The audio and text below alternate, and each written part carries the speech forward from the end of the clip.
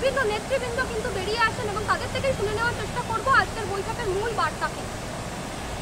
বাংলার স্বাদে বাঙালির সেবায় মা বাসন্তী হোটেল অ্যান্ড রেস্টুরেন্ট, ঠিকানা পোক্তাপুল, নারায়ণগড়, পশ্চিম মেদিনীপুর। আমাদের এখানে সকাল, বিকাল, দুপুর এবং রাত্রিকালীন আহারের সুব্যবস্থা রয়েছে। সুলভ মূল্যে আহারের একটাই ঠিকানা মা বাসন্তী হোটেল অ্যান্ড রেস্টুরেন্ট। আমাদের এখানে সমস্ত ধরনের খাবার অর্ডার নেওয়া হয়। প্রোপ্রাইটার ঝন্টু গেড়ে। Mobile number 9732543245। ইলেকশন নিয়ে সবথেকে বড় যেটা সেটা হচ্ছে আমাদের ভোটার লিস্ট কারেকশন করতে হবে। ভোটার লিস্ট কারেকশন দেখা যাচ্ছে অন্য স্টেটের অনেক ভোটার ঢুকে যাচ্ছে, ঢুকিয়ে দেওয়া হচ্ছে বলে ব্যাপার। এটা আমাদের করতে হবে এবং কর্মীদেরকে আমাদের বার্তা দিতে হবে, যেটা বিরোধী যেটা বলে দিয়েছেন আমাদের মাননীয় মুখ্যমন্ত্রী মমতা বন্দ্যোপাধ্যায়, যে আমাদের কর্মীদেরকে নিয়ে এরপরে বসতে হবে। বসে ভালো করে, যদিও আমাদের ভোটার লিস্ট আমরা করে ফেলেছি, আমরা স্ক্রুটিনি করে ফেলেছি, সেটা অনেকদিন আগে আমাদের হয়ে গেছে। যতটুকু যেখানে বাকি আছে শাসক স্তরের কর্মীদের কাছে আমাদের বার্তা পাঠিয়ে দিতে হবে। ঠিক আছে,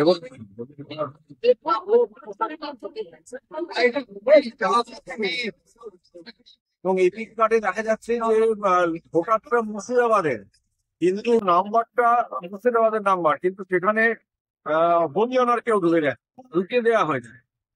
যে এটা একটা বিরাট ব্যাপক দুর্নীতি এখানে একটা হয়েছে। এর একটা উদ্দেশ্য হচ্ছে কি, যে এইভাবে এখানে অনেক ভোটার বাড়িয়ে দেবে।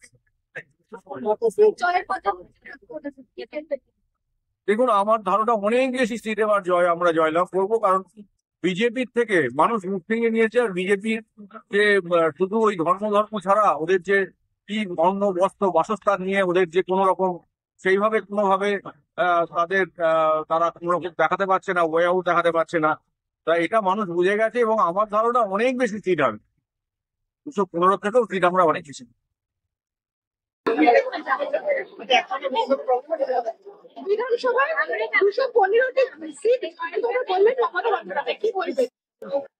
মমতা বন্দ্যোপাধ্যায় অনেক কনসিডার করে বলেছেন, মমতা বন্দ্যোপাধ্যায় যে পদ্ধতি করতে বলেছেন তা যদি হয় তাহলে বিজেপি মাইক্রোস্কোপিক মাইনে নিতে হবে।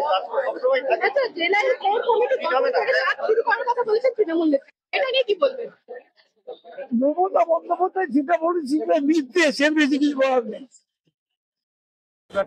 দিদি তুমি এগিয়ে চলো, আমরা তোমার কাছে এখন। দিদি যেখানে রাজনীতিতে প্রথম দিন থেকে আজকে আমরা যখন দিদিকে উল্লেখ করতাম, আমরা তখন কংগ্রেস দিদি যখন তৃণমূল কংগ্রেস করছে, তৃণমূল কংগ্রেস করছে। দিদি যখন যেটা করবে আমরা দিদির পাশে থাকার চেষ্টা করবো। দিদি আমাদের ভগবান, দিদি সবাইকে নিয়ে চলার মতো মানসিকতা রাখে। তার জন্য আজকে এই মিটিং এ সবাই বুঝে নিল যে দিদি সঙ্গে কেউ বলে যে ঝগড়া আছে, ভেদাভেদ আছে, ডান্দিক মানে এসব লিখতে বলে তার সঙ্গে দিদির ঝগড়া নেই। দিদি সবাইকে নিয়ে চলা মতো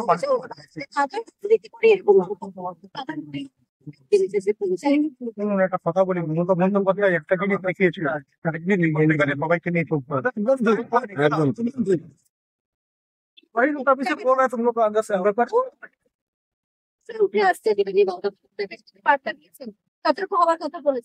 দেখুন, ভুয়ো ভোটারদের নেই, যেটা দিদিমণি বলেছেন, দিদিমণি নিশ্চয়ই বলেছেন।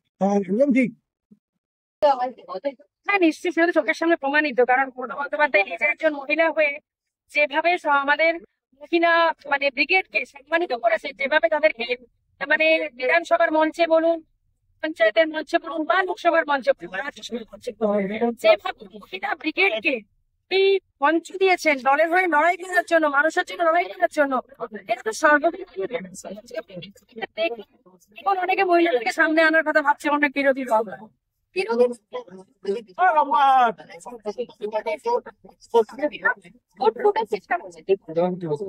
অনেক কিছুই ওরা বলে, ঠিক আছে, ভোট আসলে বিরোধীরা বা বিজেপি অনেক সময় অনেক কিছু ভুলভাল রকমের চেষ্টা করে তৃণমূলের বিরুদ্ধে। এভাবে করে করে তো ওরা সফল হতে পারছে না। বিজেপির ভোটই উল্টো হয়ে যাচ্ছে। তাই এরকম ভেবে করে কোনো লাভ নেই। আর দেখুন, একটাই কথা বলে, পাগলে কিনা বলে ছাগলে কিনা হয়। এই পাগল ছাগলদের নিয়ে আলোচনা করে কোনো মূর্খা, এটা নিয়ে কোনো লাভ।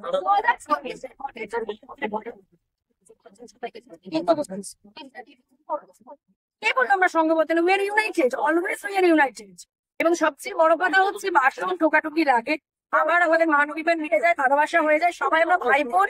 আর মাথার উপরে আছেন মমতাদি অভিষেকটা, তিনি আমাদের সবাইকে শাসন করেন, ভালোবাসেন, যার যেটা ভুল ত্রুটি ধরিয়ে দেন, আমরা একসঙ্গে চলি। এভাবে চলছি বলি না 11 সাল থেকে এখনো হেঁটে চলেছি আমরা।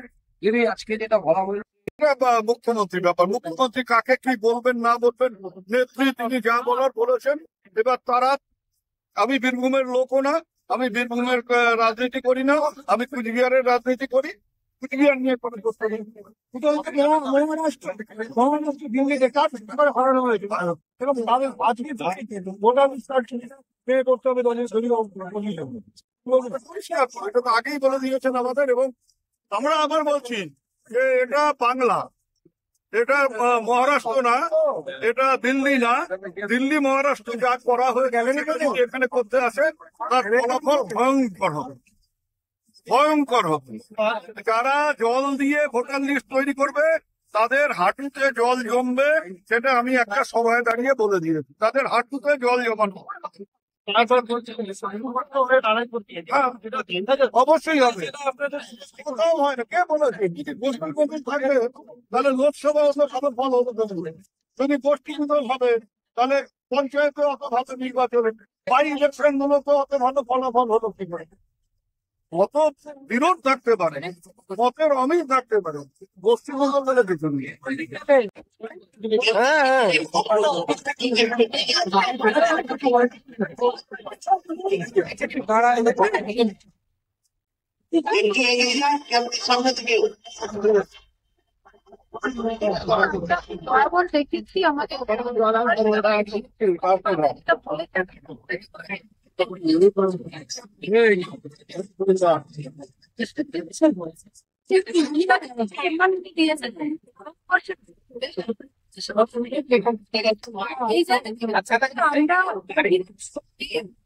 যেটা আমরা সব জায়গায় দেখতে পাই যে মহিলাদের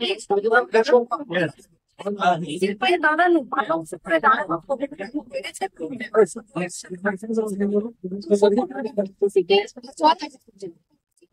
অবশ্যই আমি চাই এই যে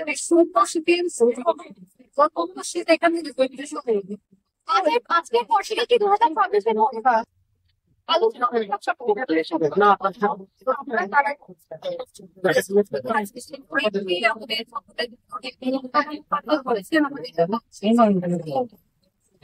আজকে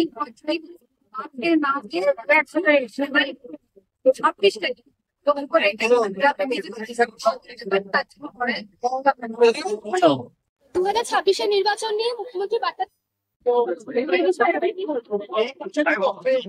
কাল থেকে করতে হবে 2026-এর কথা মাথায়। মাননীয় মুখ্যমন্ত্রী মামাটি মানুষের নেত্রী মমতা ব্যানার্জি বলেছেন ভোটার লিস্ট গুলো আমাদের ভালোভাবে নজর রাখতে হবে, ভুয়ো ভোটার পেছে বার করতে হবে। এটা দলীয় যে নিচু স্তরের কর্মী আছে তাদের সঙ্গে যোগাযোগ আরো নিবিড় করতে হবে। সাধারণ মানুষ কোন কোন পরিষেবা থেকে বঞ্চিত হচ্ছেন সেগুলোকে দেখে তাদের কাছে সেগুলো পৌঁছে দেওয়া।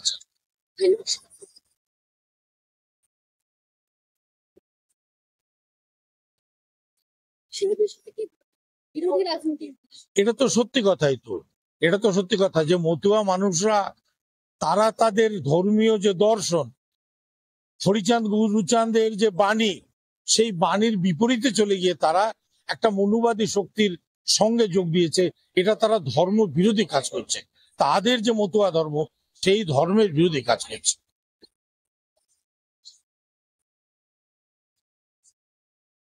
সেটা কোর কমিটি সিদ্ধান্ত নেবেন, যাদের হাতে দায়িত্ব দেওয়া হয়েছে উচ্চতম ক্ষমতা সম্পন্ন এই কমিটি, বলে তারা দলীয় সংগঠন বৃদ্ধির জন্য যে সিদ্ধান্ত নেবেন তারা নেবেন।